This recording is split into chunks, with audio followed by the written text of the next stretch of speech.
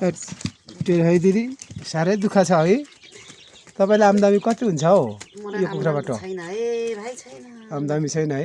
अहिले हेर्नु न साढे 6 बजिसक्यो तपाईँ साह्रै दुःख गर्नुहुन्छ है हेर्नुहोस् है हाम्रो गाउँघरमा चाहिँ कुखुरा पालन यसरी गरिन्छ साह्रै समस्या छ यही यसरी गर्नुहुन्छ उहाँ चाहिँ हाम्रो नेपालको आमा हो र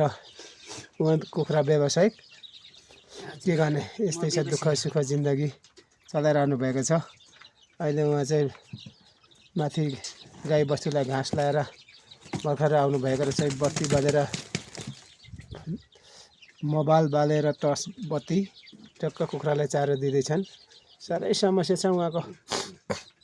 यो जम्मा जम्मी तपाईँको कति छ चल्दा चाहिँ अहिले त थोरै छ भाइ मात्रै थोरै अहिले कति भने यो 30 वटा जस्तो छ 30 वटा होइन तपाईँले ढाड्नु भयो होला यो 150 जति रहेछ र उहाँको चाहिँ अर्को लोडको सकिसकेर यस्तो गरिरहेछ हेर्नुहोस् न यस्तो अँधेरोमा एकदम दुःख छ हाम्रो गाउँघरमा एकदमै हेर्नुहोस् गाह्रो छ नि हौ उहाँको श्रीमान चाहिँ फेरि उता सिलाङतिर हुनुहुन्छ उहाँ चाहिँ जस एकल जिन्दगी एकल महिला बिताइरहेको छ जोस् छोराछोरीलाई राम्रो सेवा सुविधा गरिरहेको छन् उहाँले दुःख गरे पनि हेर्नुहोस् यस्तै छ गाउँघरको हाम्रो र हजुरहरूले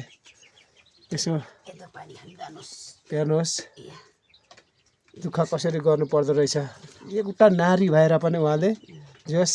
हारेको छैन उहाँ एकदम आँटी हुनुहुन्छ 2 माउ भैँसी 4 वटा सुँगुर 6-7 वटा गाई पालेर नानीहरू पढाइराख्नु भएको छ उहाँको नाम चाहिँ देवकुमारी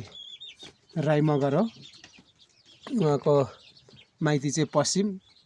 तर यहाँ पूर्व आएर उहाँले जीविका आर्जन गरिरहनु भएको छ